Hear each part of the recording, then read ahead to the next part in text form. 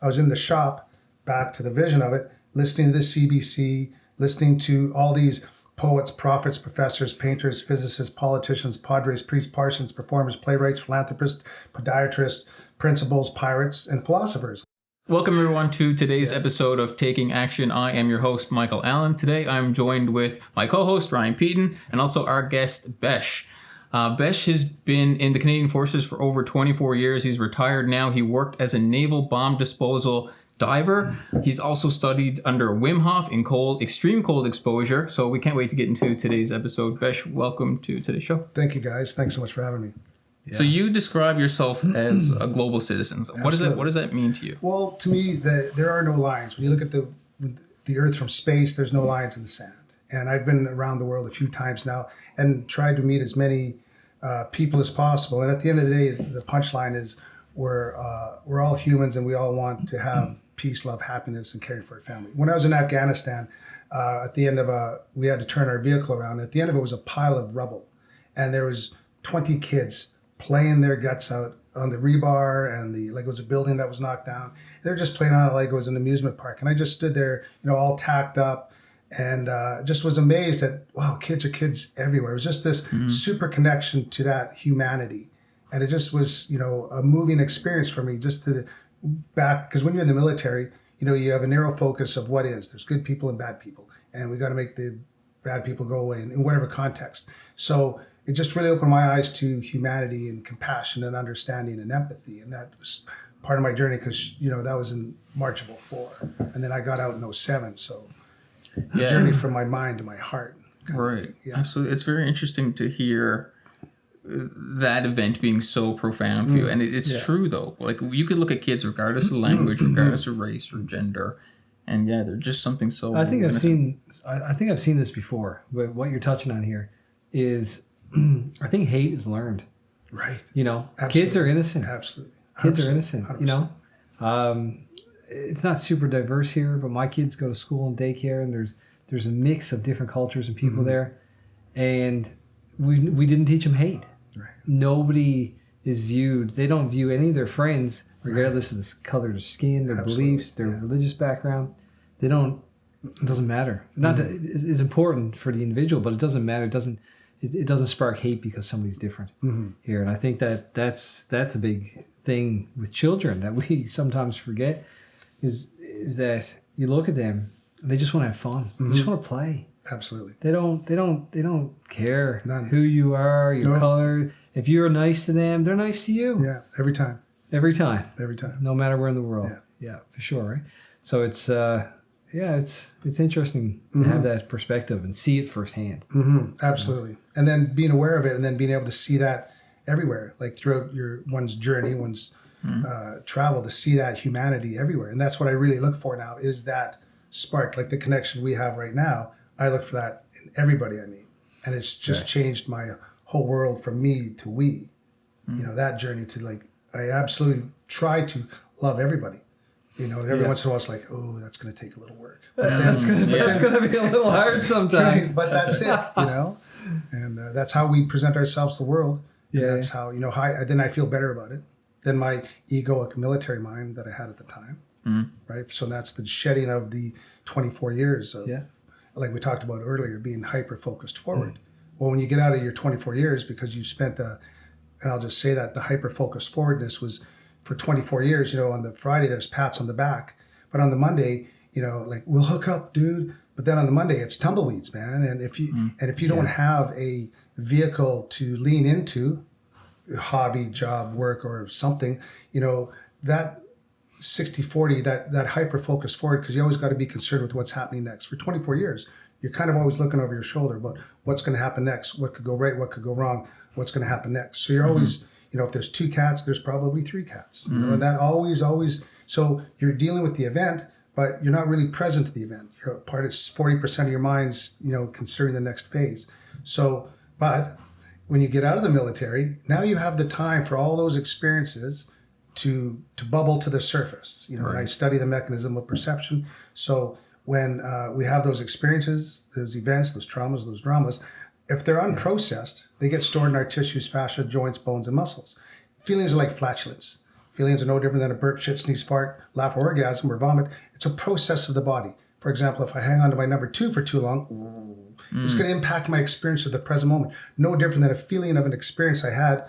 If I'm hanging on to that, I'm not going to let it go, dude. Then that's going to bubble to the surface, and I can have that meltdown that I talked about earlier outside the military. So learning to process those feelings in an educated, healthy, loving way through meditation, walks, the cult. So how did you? So you do come across as somebody who's super spiritual. I think you describe yourself as spiritual on your website. What caused you to make that jump from you coming out of the military and being hyper focused to somebody who was looking for more? And then how did you find it through spirituality? Yeah, great question. When I got out of the military, I went online and started to look for what I was interested in. So the first part of that was, it took 3 months off, just said, let's sort this out. And I said, so part of my military roles to hunt mean, angry people, pattern recognition, things like that. So when I got out of the military, I had all these skills. I just went online and looked for mean, angry people, but I found them everywhere. In almost every institution, there was a small group of mean, angry people that were just bent on making us suffer. And without naming names, of course. But and then I had that meltdown. And then it was on the third day that I heard Socrates' voice said, hey, man, dude, don't fight the old. Focus instead on building the new. And so from that, I went from, closing my fist of saying you're wrong to like, okay, well, shag it. I'm going to play drums in a park. I'm going to go for walks. I'm going to care about myself, my friends, my family, and work on that. This change that happened after you left the military, Organic. that mindset, and I guess you go from 60 to 0. Bam. Real quick. You just overnight. Stop. Yeah. All of a Action sudden, person from a, former action guy to a fat old guy, like overnight, right? It's and you're like, that's why we have legionnaires, legions, we have Shriners, groups of people. So if you don't have things, to lean into like a job or a hobby, it's infinity's scary when you look into the abyss, man. So luckily I have a bride, she's a successful artist. I have my own art. So together, we work on our crafts together, our businesses together. Absolutely. So you find it's kind of like when you left that lifestyle and you just hit that wall of the stop, that everything that you've adapted in life, is it kind of like a survival mechanism to adapt to the change? And it was either that, if you didn't adapt to become who you are now, do you feel that you would have gone down a different path? Like, is it a coping mechanism for, is it like PTSD from the stressful situations you've been in? And is this how you've come above it, rose above it, rise to the occasion kind of thing? Well, it kind of happened organically. So I was on meds for 7 years in the military to deal with the stresses. You're dealing with high explosives on a daily basis. You're responsible for your team's life, right? You want to bring everyone home. It's stressful, man. Yeah. And then, so I was on meds for 7 years. So because I went to the doc, and they sent me to the military psychiatrist, and I said, hey, I'm a little stressed out, man. I got this pain in my chest. I'm like, sweating all the time. I don't like it. I don't feel good. Do you have any tips, tricks, skills, or drills? He said, we don't got skills or drills, but we got pills. So I said, okay, sure, because I didn't know any better. Right. Yeah. And then I was, but then when I got out of the military, I went to my civilian doctor, said, hey, man, I've been on this stuff for like on and off for 7 years. I kind of like to get off. And then they said, Brent, a lot of people try to get off, but they usually go back on. So you should just stay on them. Wow. So when I went home and told my bride, Kellyanne, she kind of lost it and said, what? Not even an exit strategy? Something in what she said got through the din. And then I consult your doctor before quitting meds. So I just quit cold turkey because that's kind of the nature of who I am. And but then I just started walking. And we'll talk more about physiology in a bit. And deep breathing. I started to learn how to meditate. I took up deep breathing exercises. So I've been working on that package for since 2006, just before getting out of the military, and I had to because it was what was working for me. It was what was shedding I'd walk down the road for a mile. Next thing I just start bawling and be crippled with grief or whatever on the side of the road. But then I'd feel better because I processed it. Right. The only way we can process our dramas, our fears, doubts, worries is in the present moment. No different than a throw up. No different than a bowel movement. You have to be present to it. And if my mind's elsewhere, I can't have that process happen. So by being present to it, we throw, and to have because again, as a man, I'm saying as a person who's been in control for 24 years, who's been in charge of people, to relinquish that control is terrifying. So you hang on and say, "Oh, fucking, I'm gonna hang on to it, man." Yeah. But then that's where you have, that's when that stuff boils up, and we have nervous breakdowns and road rage and PTSD by not allowing the process to happen, by getting involved and understanding there is a path to our peace of mind. Warning, there's a little bit of work involved, but when we commit, and that's the key word, commit to that process, we get traction. Right. And we get those little wins. And then we stumble, we fall, but then we get back in the game. And that's all Mother Nature asks is when you care, I care. And when we start to lean into our own game, that's when we get that traction we talked about earlier. So you were on this journey of discovery kind of naturally when you came out of the military. Yeah. Is that how you got into Wim Hof? And how did you go from coming out of the military to getting introduced to him and then studying under him? Yeah, great question. Well, we moved to Newfoundland in Newfoundland in 10. So we moved to Newfoundland in 10. And the first winter was barbaric. It was just blowing sideways. It was just, when I got out of the military, I made sure that I had the snivelly warm kit, that I was never going to freeze again. Didn't matter. Newfoundland, it didn't matter. It just strips the heat. It was just barbaric. It sucked. But then... Where were you living before? Just outside of Borden, Ontario, north of Toronto. Okay. So nicer weather. Hugely nice. It's beautiful. So did you have an idea of what the weather was going to be before you came? Just like, Newfoundland looks nice, and then the winter hits. Oh yeah, like drive 5 minutes or wait 5 miles, or drive 5 miles, wait 5 minutes, right? The weather's going to change. But then I had to suck it up, but then it was just that continuous punch in the face. And so when I was in the military, in the infantry, we're Canadian infantry. So, we froze. We're Arctic warriors, up to the Northwest Territories, freeze. Try to put every piece of clothing. We were up in North Hay River and it was minus 22. I was practically in my sleeping bag to stay alive. And the locals were in skirts and t-shirts, Really? So thank you for that question, because in September of 2015, my doctor said, "Hey man, you're kind of pre-diabetic. You're not diabetic, but you're kind of pre-diabetic. You might want to consider lifestyle choices."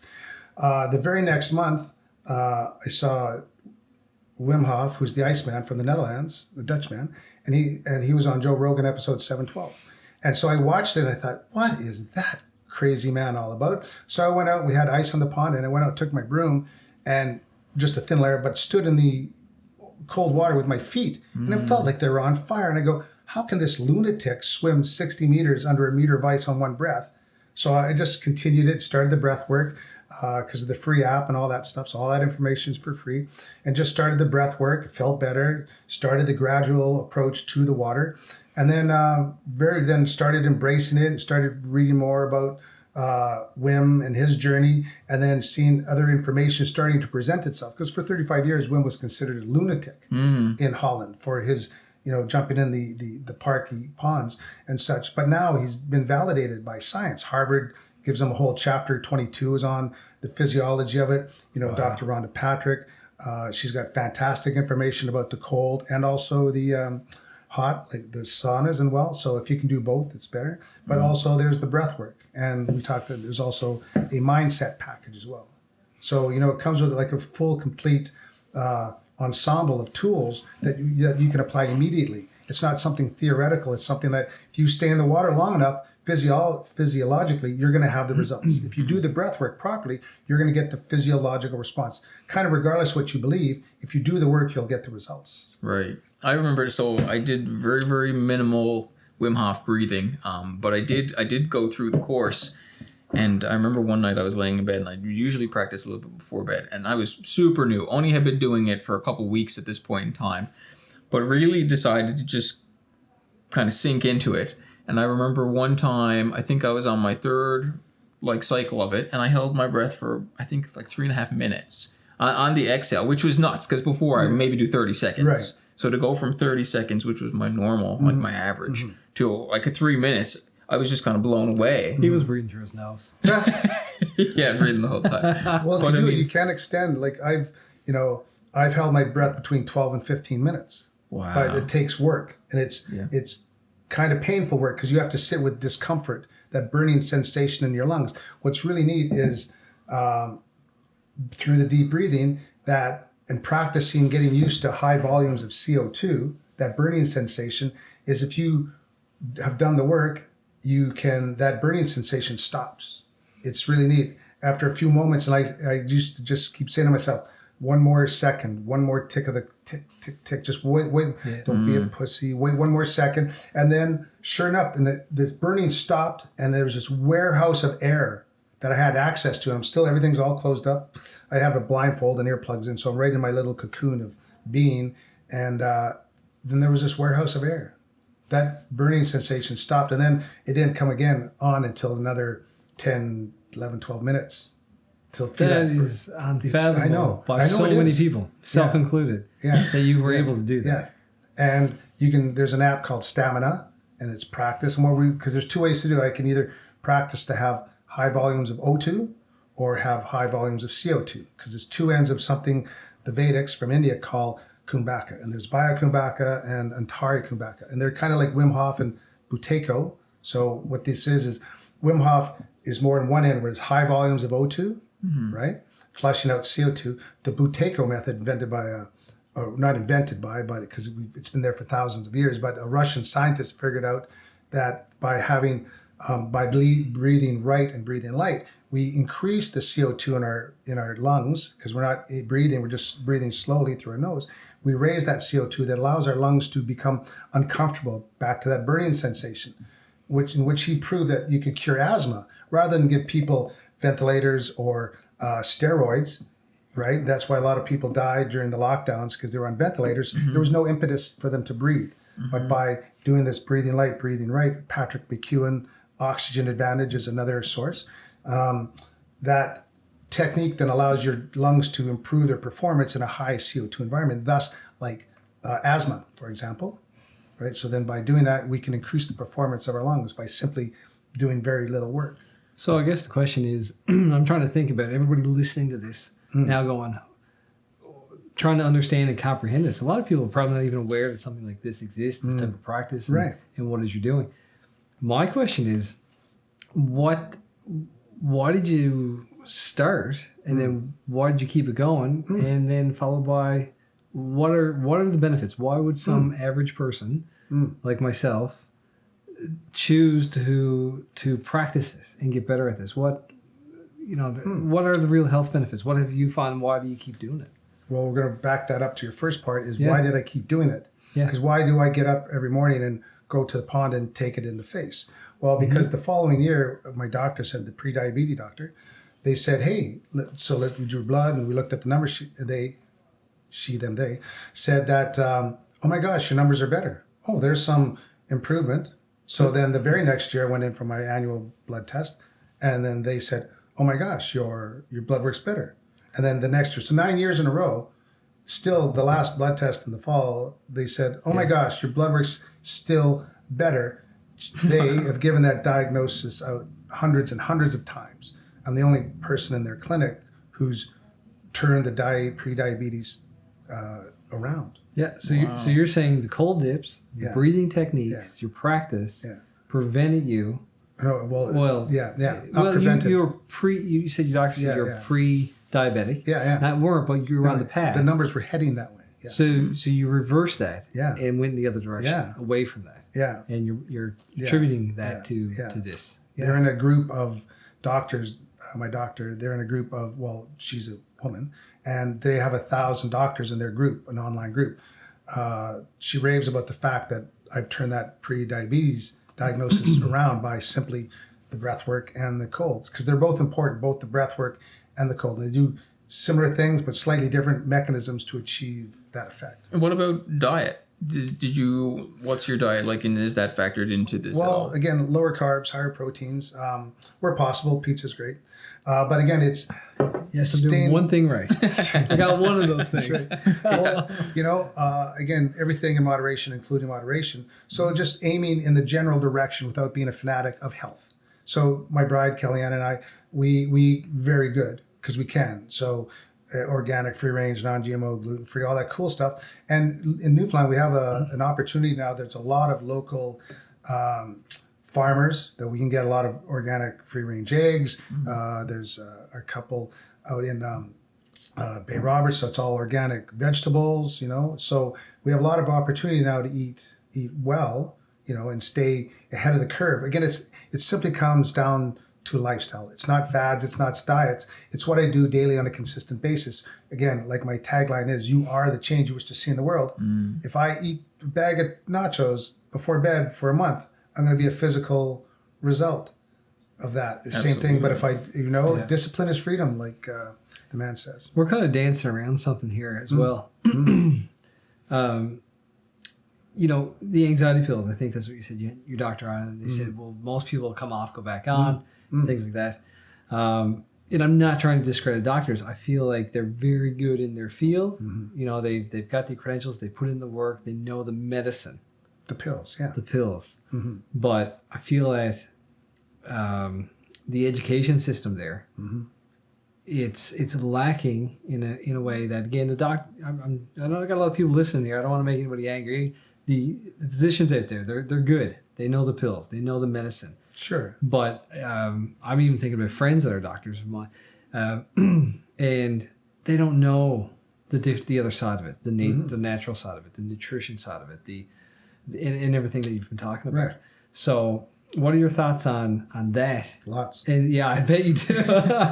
And the education system, but we're trained as a society that if we're sick or if we detect something wrong, or when we get to a certain age, to go to our doctors, and our doctors have an important role to play. I'm not, again, being very careful that I'm stressing that they're very important to society and what they bring to the table.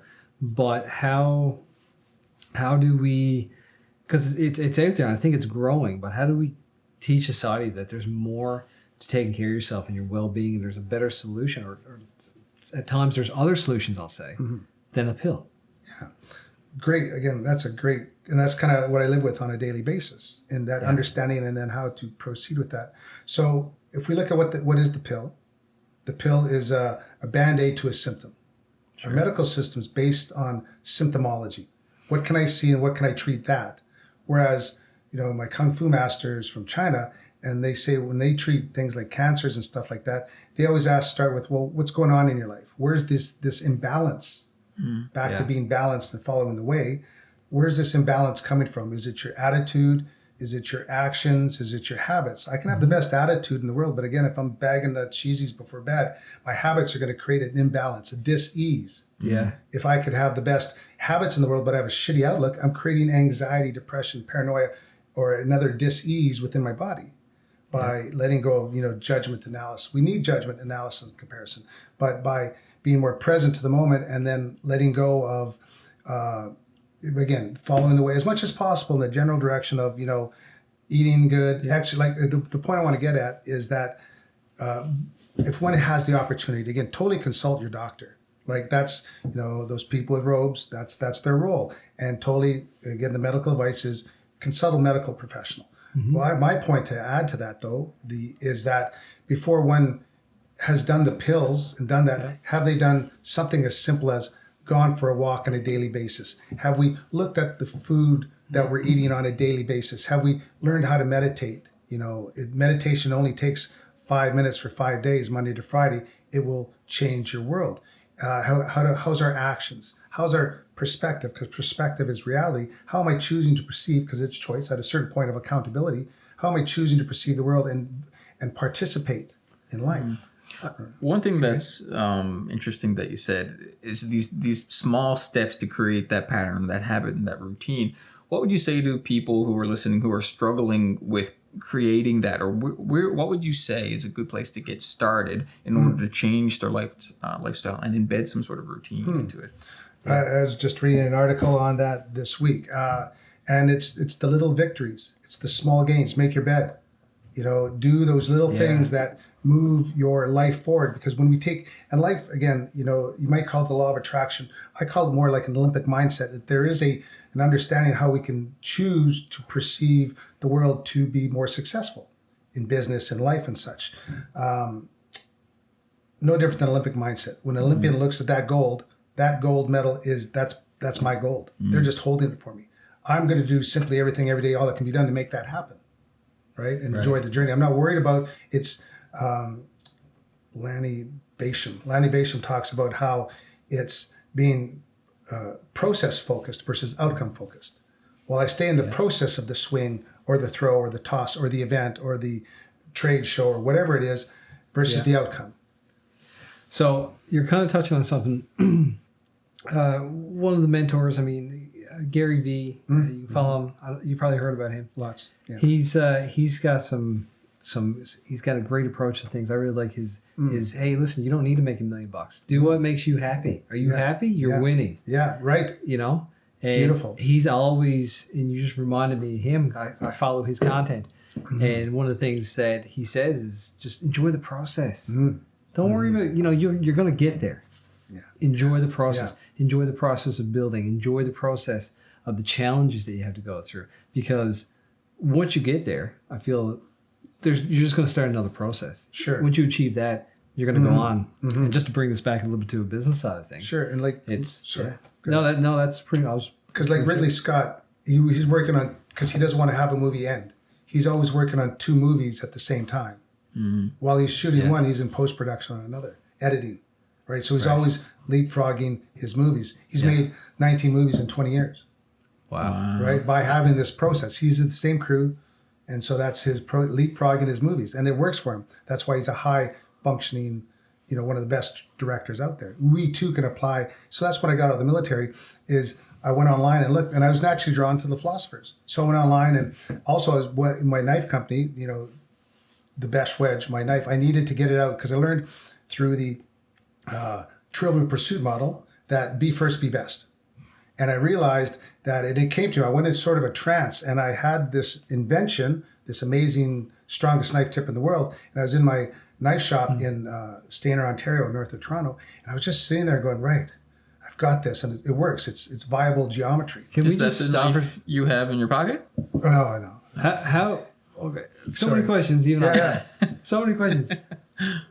Why did you even invent the strongest knife tip in the world? Did you see, you must have saw a need for it. And then how did you even do that? Well, great question. So I was working with the SWAT team in Toronto. Yeah. And we're doing explosive force entry, blowing man-sized holes into concrete walls so that the team can safely rescue the hostages. And I saw this knife in one of the SWAT team's guys' legs. I go, what's that? He goes, it's a Hayes knife. Oh, what is this? He goes, what's a Hayes? He goes, Hayes is a guy that makes knives. He's a master bladesmith in Ottawa. I go, people make knives for a living? That's medieval, man. And he said, well, he's a great guy. So I went through the jigs and the reels. We became best friends. I learned how to make knives from him. And so in the process of letting my imagination run, because the point about leaving the military, I dug my teeth into my knife company, gave me a process to leave the military, which was, so I just focused on building the new process of these knives, learning how to present my intellectual property to 150 knife companies, talking to presidents, owners, directors of marketing, sales, and all that stuff. So you need to be able to present yourself in a semi-humble way, but also to get the point across. Sure. So, and so in my imagination, because that's where the source of creativity is in our imagination, I was just thinking of different geometries, and I thought, what would a dagger look like with in the chisel grind, because that's what the Besh Wedge is, 2 opposing bevels to create that third tip. And just my mind, I did the one side and said, that looks right. But in my mind, my imagination, there was a cloud of, I couldn't solve the geometry. It was like, I can't figure it out. So I had to go over to my grinder, grabbed a piece of wood and just roughed it out. But then when the tip formed, because it was completely square, like a flat tip screwdriver, but the 2 bevels come up and meet that third tip, right? So it spirals? Yeah, slightly twists. Yeah. Okay. And very much like a diver's knife is square on the top, isn't it? Yeah, but they have symmetrical bevels to form in the center. Mine's on a bit of a cant because there's two diagonals. And I realized I'd done something. I covered it up really quickly so the satellites wouldn't see it. But I knew I'd done something. I felt it. I felt I've done something. And so I went to my master. I said, Master, what do you think of that? He picks up, looks at it, he goes, that's not a knife. Go back and make a knife. Because in his mind, a knife had to have a point. But I knew I was onto something. And so I just pursued my own thing with it. And so 2 trade shows a year for 10 years, 150 knife companies. Because what's really neat about trade shows is, you call ahead to arrange the meeting. Don't sell the product, sell the meeting, right? Jeffrey Gitomer, Little Red Book of Selling. And so I called ahead and made the appointment. So a 4-day trade show, you have 10 meetings a day. So in a 4-day trade show in Vegas, That's 40 meetings, and you'd have dinners and such. Wow. So you'd have 40 to 45 meetings after a 4-day trade show. Meeting 1 is just as important as meeting 2. Non-disclosures, creative agreements, and then producing designs. So that's when I was in the shop, back to the vision of it, listening to the CBC, listening to all these poets, prophets, professors, painters, physicists, politicians, padres, priests, parsons, performers, playwrights, philanthropists, podiatrists, principals, pirates, and philosophers. And that's where I am, which is a lover of knowledge.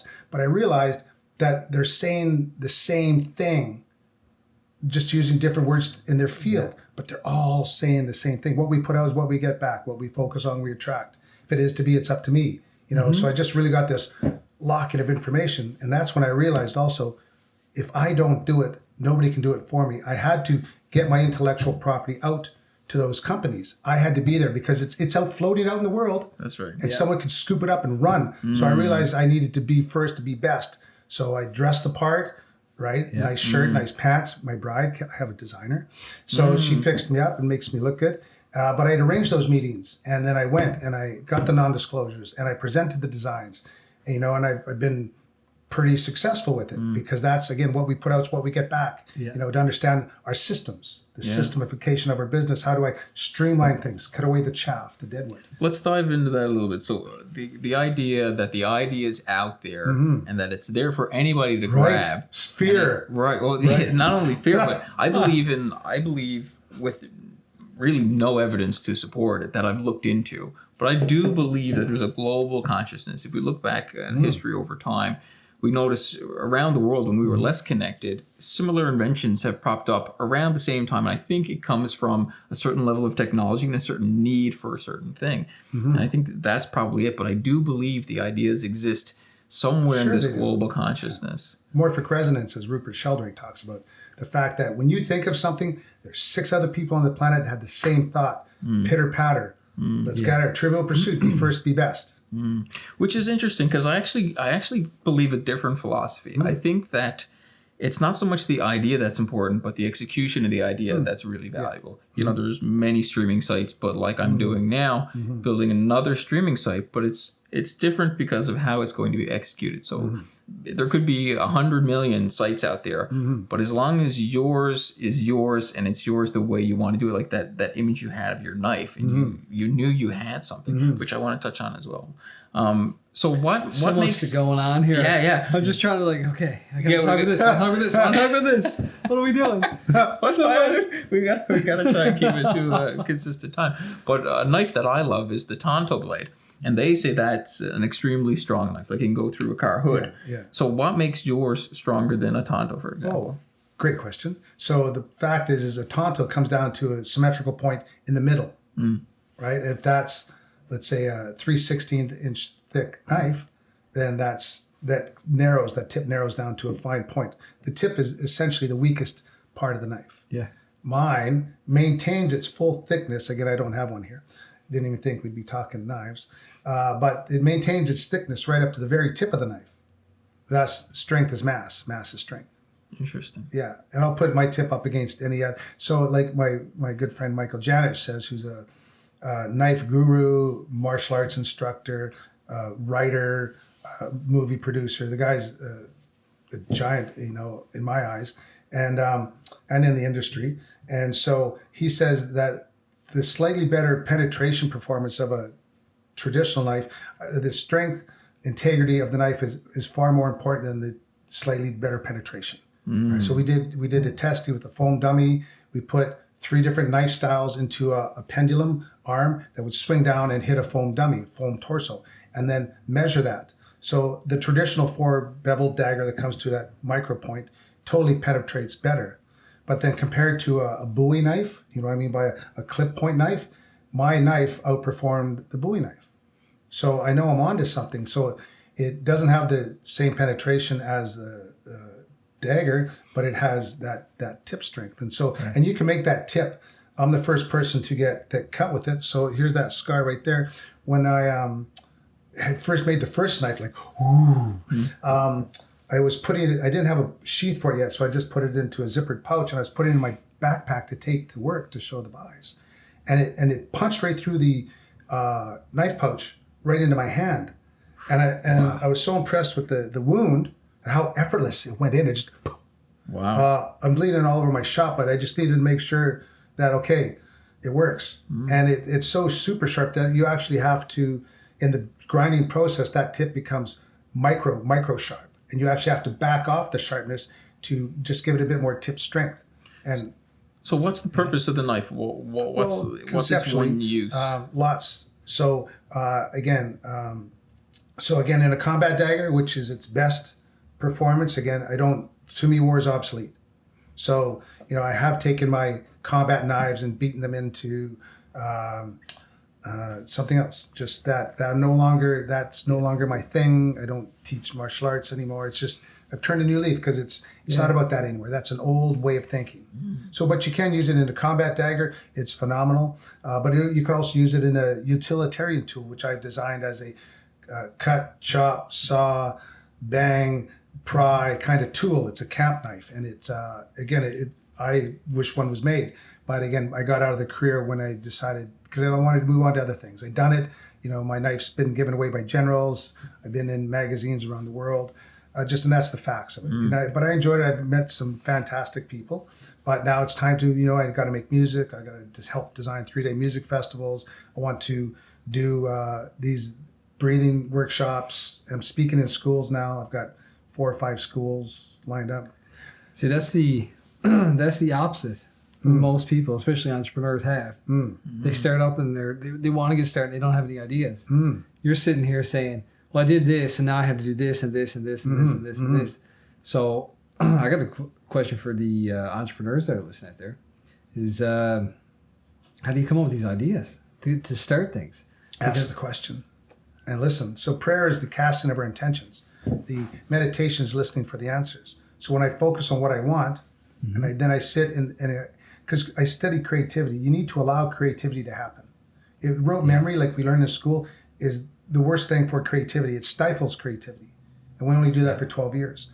Whereas, don't teach kids what to think, teach them how to think. Critical thinking. That's right. Right? So by allowing the creative process to happen, our imagination is more powerful than knowledge, like as Einstein says. So by allowing that creativity to happen, to be in the process of being creative, no different than an artist who, I make music on my Ableton Push.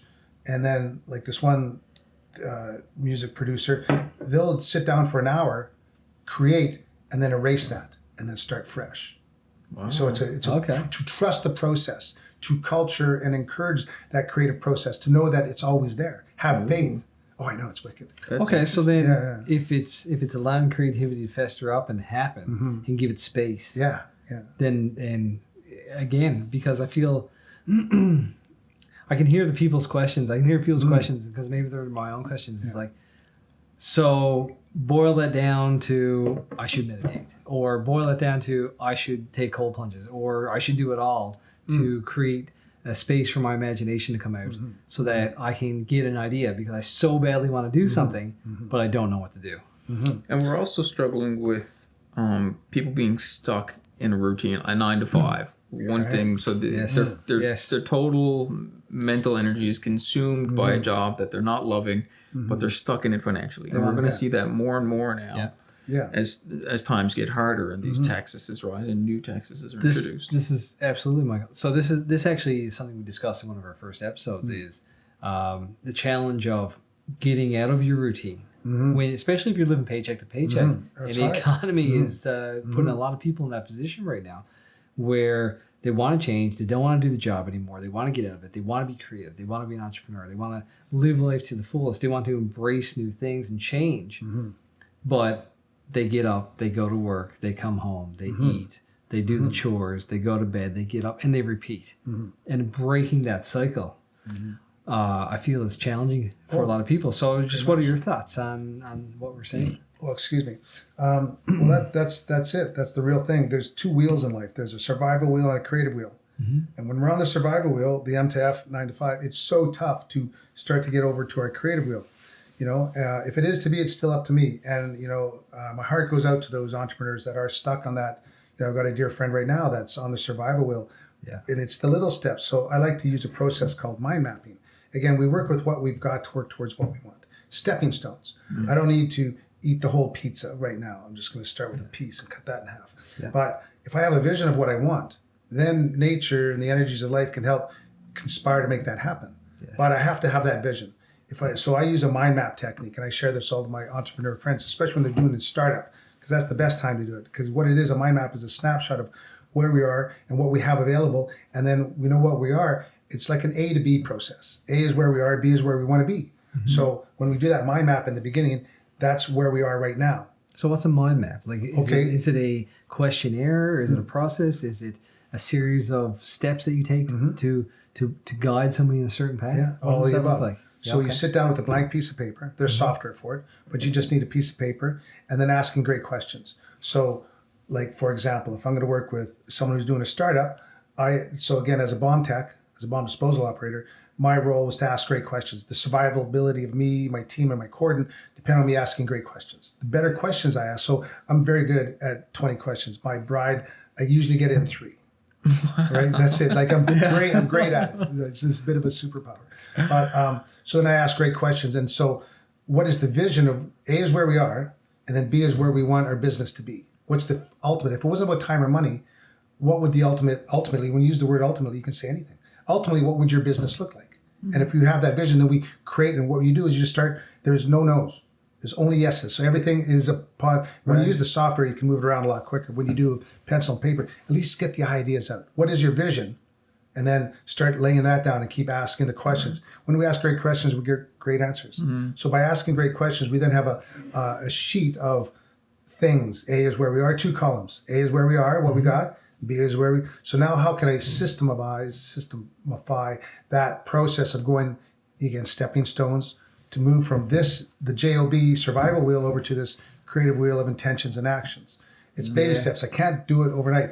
You know, I listened to Brent Beshara's 6 CD series on the Millionaire Messenger, and I listened to it. And then I realized by CD 2 that I am a millionaire messenger. I have a story. I have a desire to share it. Now let's do the steps. So by going through the process, I need a website. You know, lockdowns were fantastic for us, you know, kind of sucky for everyone else. But for us as entrepreneurs to create 2 websites, revamping Kellyanne's, making my brand new website that you've seen, gave us that opportunity to sit in our living room for 3 months and just go at it, hammer it.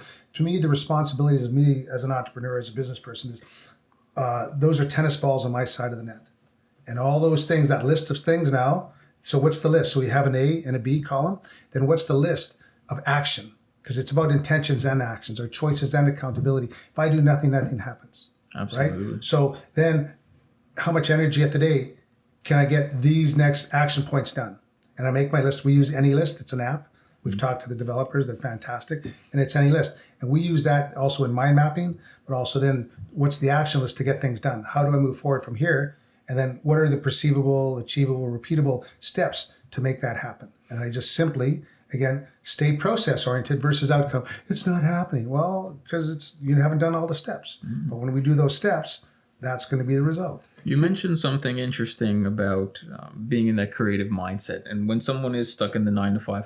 So one thing, and I'll get into the question, but one thing we like to do in the show is we have a recurring segment where the guest provides an actionable takeaway, something that the viewer can do right now to introduce in your life. So you mentioned needing that space to be creative, and that reminds me of the community you built here. And just getting out and getting involved in that community. Do you think ice baths would be a way that can allow somebody to gain that creative space? Absolutely. Well, again, I'm a big fan of the ice baths, and we haven't even touched on the physiology of it, but the mindset in the sense that if we do something committed every day for our own benefit, taking it in the face first, the cold is a noble, righteous force. It doesn't care. So everything after that is going to be better than how you started your day? Every time. Every time. It feels way better. Did you say that to me? No, that's great. Yeah, It does. As soon as I stop, it feels way better. Yeah. But you don't need to be a freak like me, because I was a Navy diver, so I'm used to freezing. I was in the, for the 24 years I was a victim of the cold. Since following the Wim Hof method, I'm more of a Viking of the cold, because I embrace it. Yeah. We sailed from Holyrood to Trinity in my buddy's 36-foot Catalina, Jason and I, and it was 2 degrees out, but with the wind it was about -6, and right. So, but I was just in shorts. Yeah, I know. I was in shorts and a muscle shirt for 12 of those hours, the last 2 hours I put on my hoodie, the skipper was in a snowsuit. Wow. Right? That's the only way he could be in the environment. And I was in my shorts and a muscle shirt and a toque. But I was fine. Every once in a while I'd go, oh, I'm cold. Oh, what were you saying? And then forget that I was cold. But because my body's adapted. And it still blows my mind how well my body's adapted to the cold. Because what it does is it increases our immune system, it trains our heart, and it reduces inflammation. So it's training our heart to pump blood to our extremities in those challenged environments, the colder environments. And I know, because you asked in your questions about how do I meter it or see the gains of that? Yes. Well, one way is just by the stopwatch. Again, as Wim says, it's not the competition. But I know because you need 2 minutes, at least 1:30 to 2 minutes to allow the triggers, the switches to happen. So I've learned that from my other Wim Hof instructors, pals, is that I just stay in until I no longer feel that urge to get out of the water. And it's between the 2, 3, 4 minute mark. Then I know I've done the work and then I'm done. Now I have no pain for 5, 6 hours, right? I feel fantastic. My mind is, for those minutes, you're only focusing on your breath. You're not shopping online. You're not worrying about the boss or them or whatever. You're surviving. Right. But because the part is the mindset, breath work, and the cold exposure. The Wim Hof breath work creates adrenaline to snap us out of the chronic trance of Western living. The yoga breath, just slow ins and out through the nose, is what we do in the water. Like you said, for a safety point, we don't do deep breathing exercises in the water because that can cause harm to ourselves and others. We don't do it driving or on stairs or in that context. When we're putting ourselves in the water, we just simply breathe low and slow through the nose, because this tells the body through the vagus nerve, this is okay, this is all right. But if I'm breathing like that, then I'm telling the body, this is not all right, this is not okay. So, and I've seen this now hundreds of times. Yeah. When I control my breath in the water, those people warm up. Or when they control their breath, they warm up. I'm just thinking about jumping in the pond, swimming in the summertime, and that cold water. It's probably a nice bath for you. But for me, it's cold. And I'm doing that breathing motion, and I'm trying to control it. Calm myself down so that I can warm up and get comfortable. And when you control it, your body warms up. Yeah, then you can stay and swim around for a bit. Yes. So there's somebody out there right now listening, and or when they hear it, and they're stuck. So how would they get involved? Say they want to do something that's just going to shake them out of their routine. Bam. How do they get involved in the ice dips? What's something they can do? Right, actionable steps. So what we're looking at then is to, again, you don't need to be a freak and jump into icy cold ponds. You can just simply start with a cold shower, or walk around the house without your jacket on. So we only need 18 degrees to start, and that's a warm day in Newfoundland. Really, we're already there. We're used to that. Yeah. So just walking around now, just a t-shirt allows the body to adapt. So my Innu friends, farmers and fishermen, they're handling lines, ropes, and gear all year round without gloves because they've adapted. Right. They allow the heart to pump blood to our extremities, and then rather than jump into a hot bath afterwards or a shower, I walk around the house and let my body adapt. And after 15 minutes, I know, okay, now everything's returned to normal. Right. So what we're doing is creating shock proteins in the body. We can get it either through heat or cold. It's funny when you said that, and you said about the hands and fishermen. My grandfather was an aircraft mechanic, and there's stories of him working in the cold in Newfoundland in winter on a runway. With metal tools in his hands, with no gloves, and there's stories that he never would wear gloves. And you know how fast the heat comes out of your hands when it's cold day and you touch metal things. Apparently, he never wore gloves. He needed the dexterity. He couldn't wear them. He needed. Yeah, exactly. I was working as an electrician. I'm a journeyman electrician up in Alberta, -45 on night shift, no heat around, terminating these outside panels with these kind of rubber gloves on. It was so cold. We had to use the heat gun to heat up our gloves so we can terminate these little tiny wires in the panel. We would do one wire, and then we'd have to go warm up for like 5 minutes and then come back and do another wire just because it was bitter. But in that situation where you need that high dexterity, it's better. It's really better to take off the glove, do the work, put it back on, and heat your hands back up. If you reminded me that if I was in the military and had this mindset, breath work, and gradual cold exposure, I'd be a different soldier. I'd be more adapted to the environment. The cold wouldn't intimidate me at all because I'd have that Viking mindset. I wouldn't be a victim of the cold. I'd be more adapted, and also with the breath work and meditating, because that's part of the package, is I'd be able to process those experiences, these events and emotions, the shitty ones. I'd be able to process them on the spot versus waiting 24 years and then having all that burp, shit, sneeze, fart, laugh, orgasm, vomit come up after 24 years. The undigested, unprocessed feelings, emotions, experiences. And that brings to mind something that might be extremely valuable for a lot of people. So you've made the transition from being full-time in the forces and then coming out now and having a life that you seem to be enjoying to the fullest. So for those individuals who are still in the military and say they're coming up on retirement or coming up on releasing, what's something that they can do to help them bridge the gap between that world and the civilian world? Oh, that's a stupendous question. I've lost friends, right, in the military and outside the military. Suicides, we're already in the start of a mental pandemic. Yeah. Right. Big time. And, my heart goes out I've lost friends to suicide, numerous now. And, and my heart goes out to those people in the struggle, because the struggle is real. And, I live with, my last name's Beshara, but that was too many syllables for the sergeant. So he just called me Besh. So don't take my word for it. It's just my Besh guess. Right. So this is just the things I've seen it done. And these are the things that work for me. I know if it can work for me, it can work for others. Right. Okay. That's kind of the math of it. Because it's just physiology. The whole game is simply the physiology, how I choose to perceive, and then how do I, choose to respond to my feelings at the moment. So those cats getting out of, doesn't matter if you're firefighter, paramedic, law enforcement, et cetera, high profile job, high stresses, I would highly recommend walking, looking at your diet, learning to meditate. There's numerous guided meditations for 5-10 minutes. And when we just start the day with a 5-minute sitting down and just listening to the verbal, all the words and stuff going on, it gives us a chance to see the mechanism of what's the gears by just being present to it, then allowing, oh my God, I was such an asshole yesterday. But if we're just continuing to go, we're not going to see that aspect. So it is back about the personal accountability, integrity, authorship, and ownership. So those things, again, because if I'm walking, that's how we get, the pent up toxins and excess calories out of our water bag or meat sack. It doesn't matter if I run 5 minutes or deep breathing for 20 minutes. I'm moving through the alveolar process, through the bloodstream into our lung gas exchange, moving those toxins out. But if I don't move and don't do nothing, that's why sedentary lifestyle is the worst thing for us in this.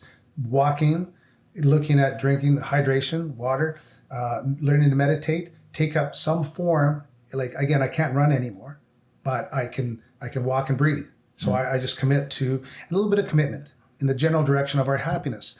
Again, back to the accountability that, of my thoughts. Again, that's my whole thing is, again, our choices and accountability, and then accepting that. Some of them might be hard pills to swallow, but that's the journey, right? The journey is the destination, being present to the process. So again, the walking, the breathing, the diet, again, it's what we are simply the result of what we do consistently on a daily basis. If I want to make changes in my life, it's got to be me that makes that change. So a few years ago, someone once said to me, and it kind of stuck with me.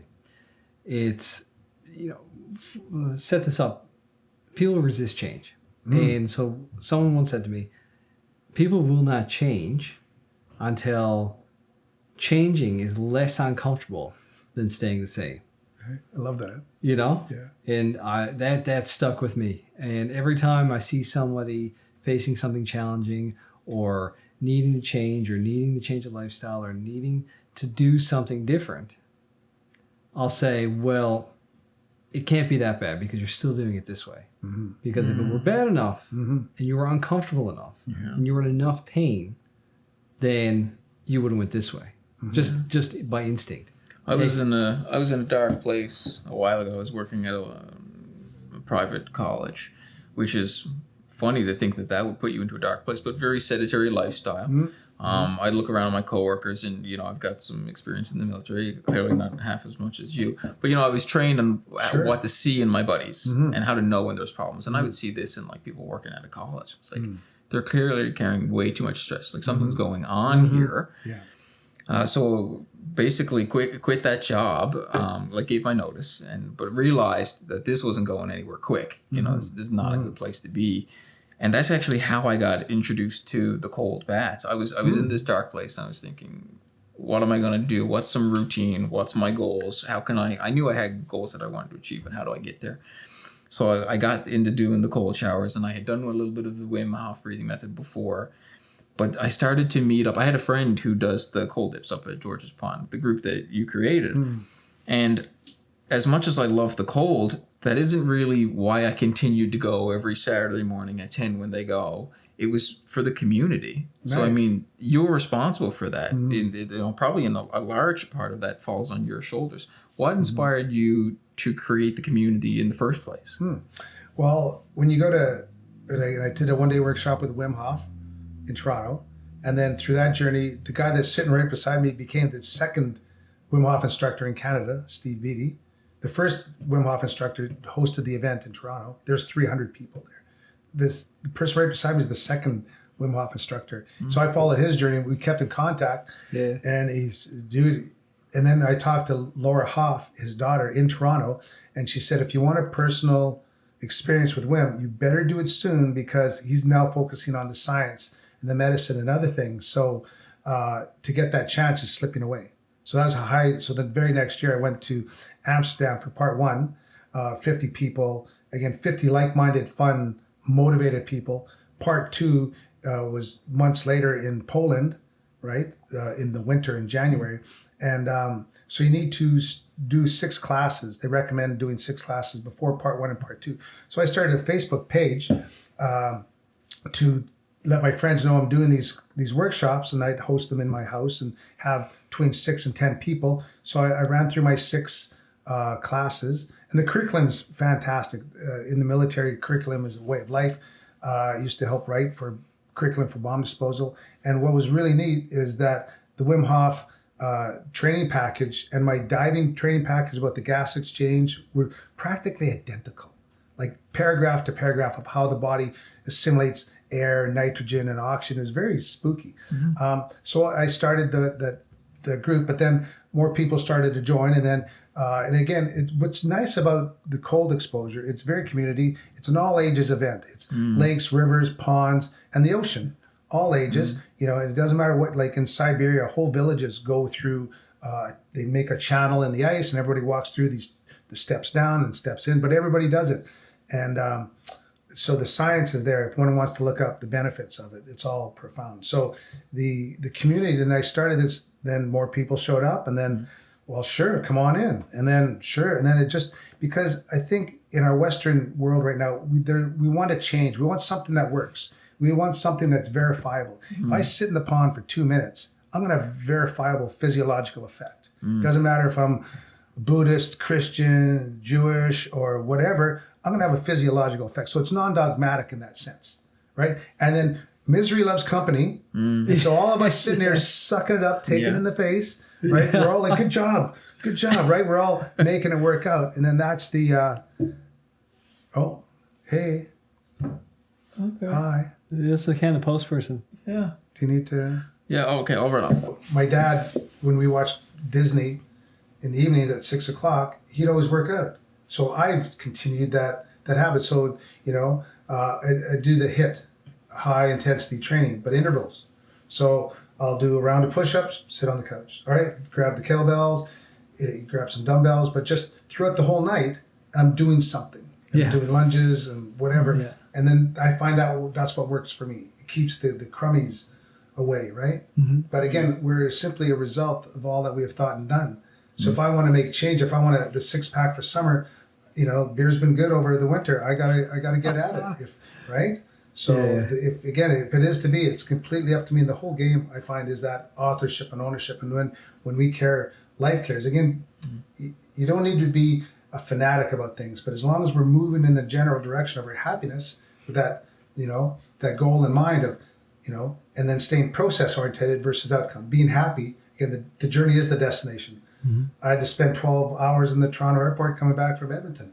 But, well, that's it. You know, okay, wow, I get the chance to read my Kindle and drink coffee for the next 12 freaking hours. I couldn't be actually any more happy. Yeah. Right. Yeah, no, I never say I'm bored anymore. Can't. No. Oh, there's nothing to do? Oh, yeah, right. You know? That's what my grandmother used to say. I wish I could just sit down. Yeah. Right? Yeah. She, 102, at it. Grandpa was 105. They had 77 years of marriage. So they just made their luck by just simply some good hard work. Yeah. Right. Well, my big takeaway from this, Besh, is to get started, you can start small. That's it. Little victories. Little victories. Little wins. You can do a little bit here and there. It's, I think our culture, our society, or maybe it's a Western world thing. I don't know. We want instant gratification, instant results. We want to be able to get in and stay in a cold bath for 3 minutes right now. Yeah, well, right. let's start with putting your toes in. Yeah, Is what you're saying. This is yeah. where I need to probably yeah. start, Well, the cold shower.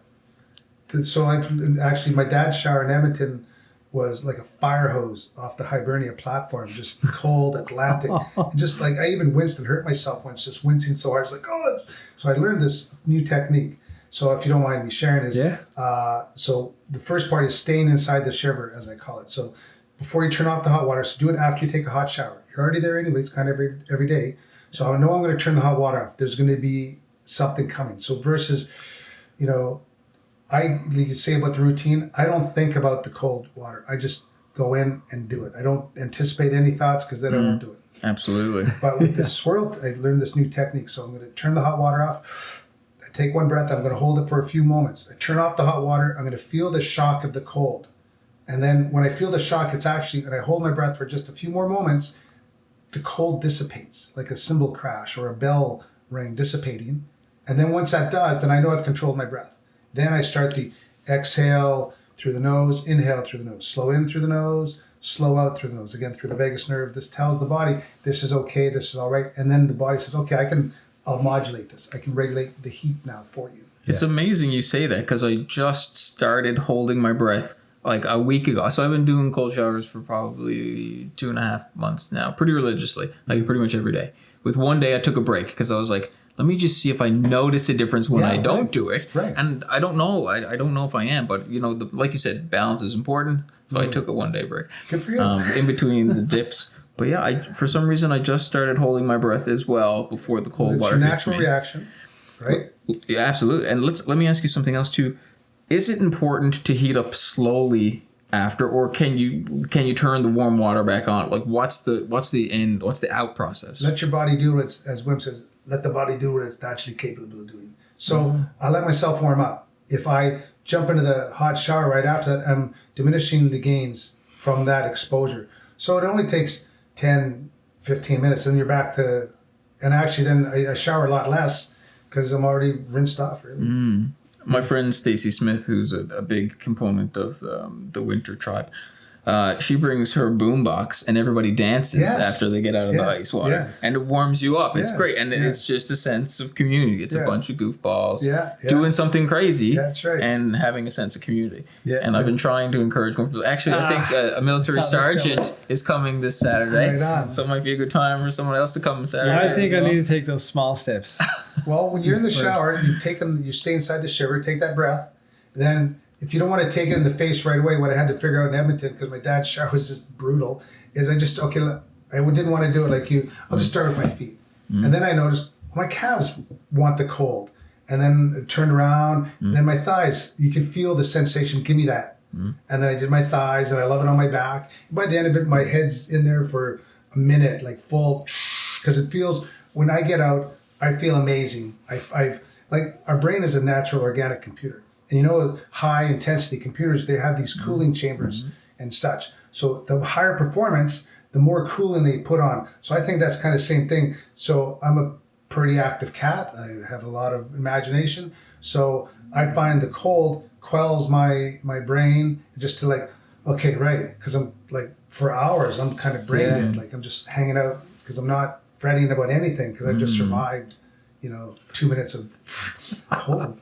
Absolutely. I have a crazy movie script in my mind that kind of hits on what you're talking about. A bit of a psychological thriller. Sure, cool. Heavy into the sci-fi. Me too. And it's the concept that us as humans are addicted to technology, in the fact that there's probably AI expanding across the cosmos now, and it's got a hold of humanity, and that's why we're addicted to it. it's pulling us forward to its future. You know, we're going to bond with AI, and then its mission will be done, right?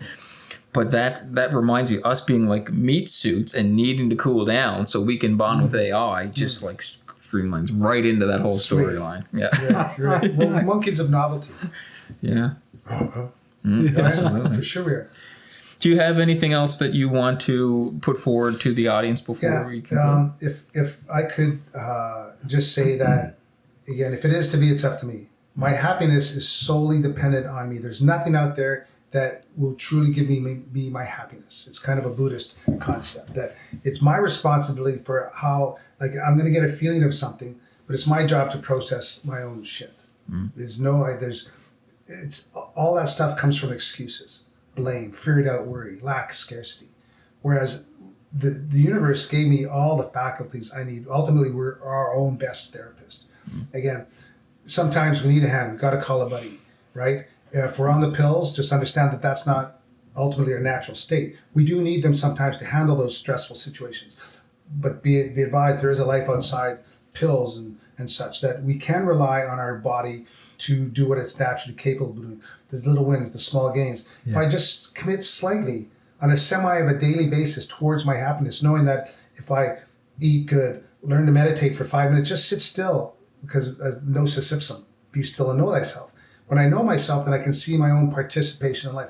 I'm being a butthead. Man, I'm kind of judgmental. My God, I'm kind of angry about that. Then I say, well, I can now intervene that pattern interruption, kids and dogs. I need to snap myself out of my own poppycock. And then when I do, then I get that little game. Oh, right on. Well, I was kind of a nice guy today, you know, in that sense. So then it's, again, if it is to be, only I can make that change happen.